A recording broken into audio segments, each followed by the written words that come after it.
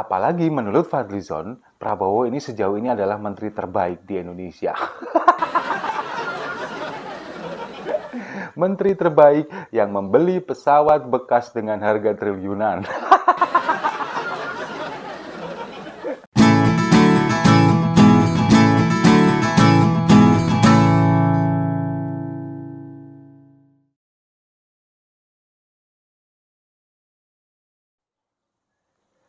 Salam damai untuk Indonesia, berjumpa lagi bersama saya, Papa Dimas. Info kali ini datangnya dari Wakil Ketua Umum Partai Gerindra, Fadlizon, yang menjilat Presiden Jokowi demi mengendorse Prabowo.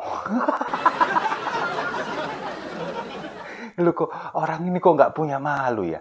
Padahal dulu kan mengolok sebagai presiden pelongo-pelongo. Sekarang orang yang dibilang pelongo-pelongo itu dijilat, diminta untuk mengendorse capres idolanya, capres idamannya.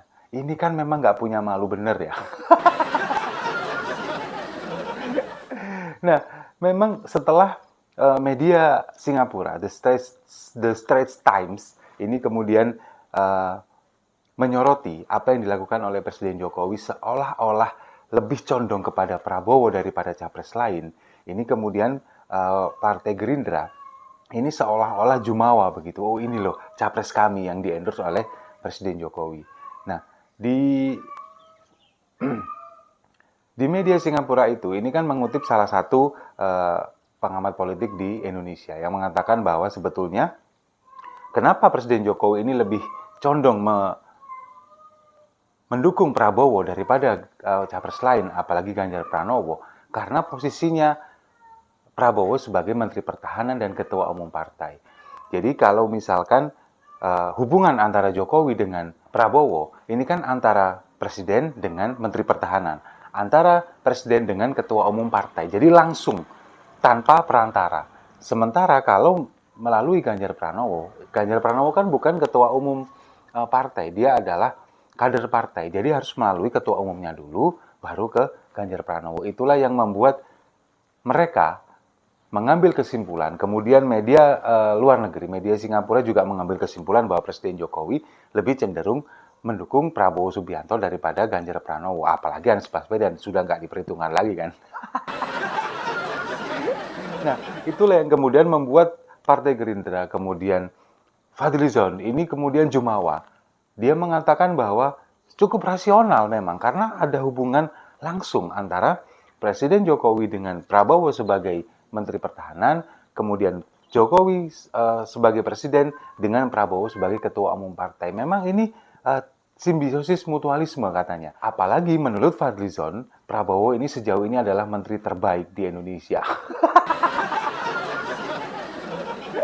Menteri terbaik yang membeli pesawat bekas dengan harga triliunan. Nah, iya kalau kita melihat memang dulu ketika 2014, ketika 2019, Presiden Jokowi ini kan menjadi musuh dari Prabowo Subianto di Pilpres. Kemudian diolok-olok sebagai anak PKI, kemudian Presiden pelongo-pelongo dan lain sebagainya. Fadlizon pun mengatakan itu.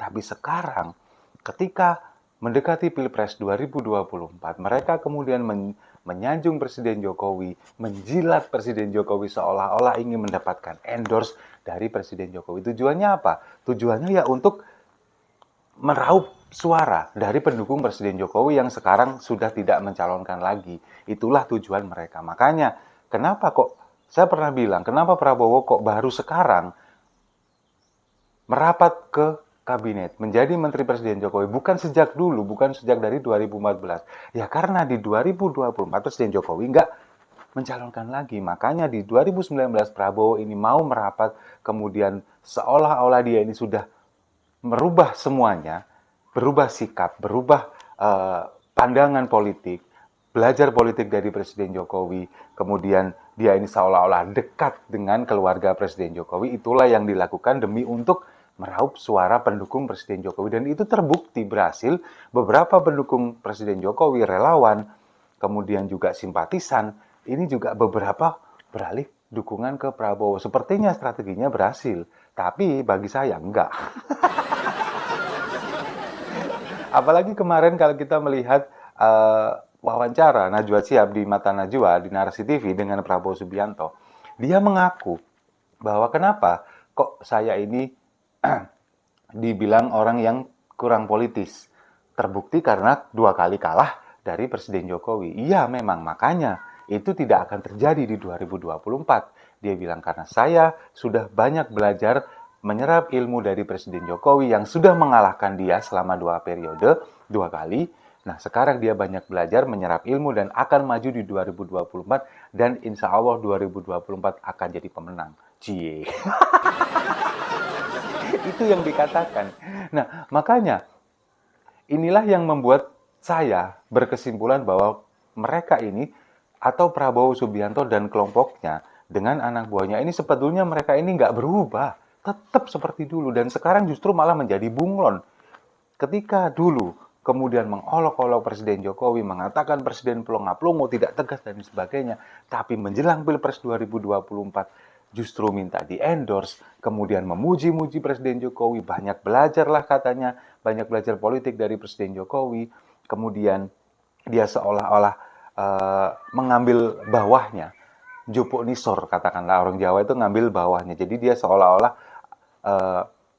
menyanjung Presiden Jokowi, kemudian dia ada di bawahnya, tapi nanti ketika 2024 dia akan muncul ke permukaan sebagai orang yang dulu pernah ada di kabinet Presiden Jokowi ini loh. Saya ini istilahnya titisan atau warisan dari Presiden Jokowi. Itulah yang kemudian memunculkan berbagai dukungan dari pendukung Presiden Jokowi atau banyak relawan juga yang beralih ke Prabowo Subianto. Padahal kalau kita melihat dari secara gestur, dari secara sikap, dari secara kata-kata, meskipun tidak secara frontal, tapi sepertinya sudah jelas Presiden Jokowi ini mendukung Ganjar Pranowo dengan berbagai aspek, berbagai alasan. Satu partai. Kemudian Presiden Jokowi juga menganggap Ganjar Pranowo ini adalah orang yang tegas, yang sebetulnya pemberani, yang sebetulnya tidak dimiliki oleh calon presiden yang lain. Kalau kita melihat Prabowo, orang-orang kan kemudian menganggap bahwa Prabowo ini adalah pemberani, Prabowo ini adalah orang yang tegas. Kalau saya melihatnya sih enggak. Galak iya. Beda.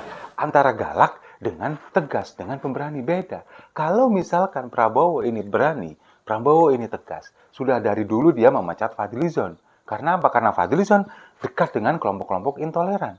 Tapi faktanya sampai sekarang masih tetap dipelihara, dan itu fungsinya untuk meraup suara dari kelompok-kelompok itu. Kelompok-kelompok yang Islamis radikal. Itu yang akan dilakukan. Kalau misalkan dia tegas, dia berani, pasti sudah dipecat. Atau Fadlizon disuruh memilih, kamu pilih Gerindra atau pilih orang-orang itu. Kalau kamu memilih Gerindra, tinggalkan orang-orang itu. Kalau memilih orang-orang itu berdekatan dengan mereka, silakan tinggalkan Partai Gerindra. Tapi kenyataannya enggak. Fadlizon tetap ada di Partai Gerindra, menjabat sebagai wakil ketua, kemudian dia dekat dengan Bahar Smith, dekat-dekat dengan kelompok intoleran, dengan kelompok PA212, itu yang terjadi. Berarti Prabowo ini bukan orang yang tegas, bukan orang pemberani, galak, iya memang, gebrak-gebrak meja, lempar handphone, memarahi orang yang bikin kopi dan sebagainya. Itu yang kenyataan yang tidak bisa dipungkiri. Sementara Ganjar Pranowo secara tegas menolak radikalisme, menolak intoleransi.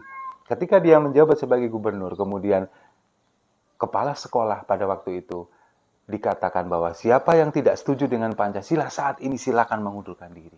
Itu kan ketegasan, salah satu ketegasan dari Ganjar Pranowo. Dan kalau menurut saya memang itu juga yang sekarang ditularkan atau diteruskan kepada Ganjar Pranowo oleh Presiden Jokowi, seperti bagaimana caranya hilirisasi sumber daya, kemudian juga bagaimana caranya lawan kekuatan asing, Eropa, Amerika yang ingin merongrong bangsa kita, yang ingin merebut sumber daya kita. Itu yang kemudian diajarkan oleh Presiden Jokowi kepada Ganjar Pranowo. Kalau misalkan Presiden Jokowi kemudian memberi restu kepada Prabowo sebagai calon presiden, jelas karena dia ingin menteri-menterinya atau orang-orang di sekelilingnya tidak akan pernah menghalangi orang untuk maju menjadi menjadi calon presiden.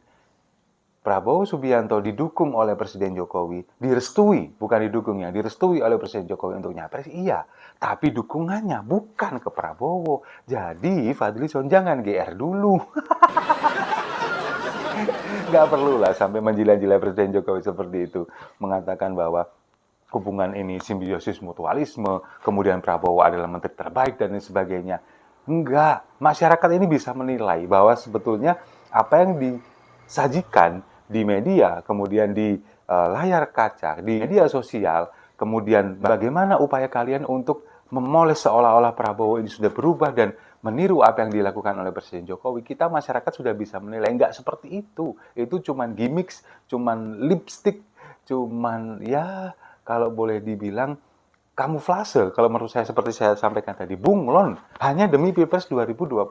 Tapi setelahnya nanti kita kan, saya meyakini bahwa itu nggak akan terjadi selamanya. Makanya, jadi kesimpulannya, ini semuanya adalah upaya dari Partai Gerindra, upaya dari Prabowo Subianto sendiri untuk meraup suara dari pendukung Presiden Jokowi. Meskipun beberapa sudah berhasil, sebagian kecil, tapi sebagian besar masih tetap satu garis dengan telunjuk Presiden Jokowi. Dan bagi saya, sampai detik ini, di antara dua sih, yang satu sudah nggak diperhitungkan ya.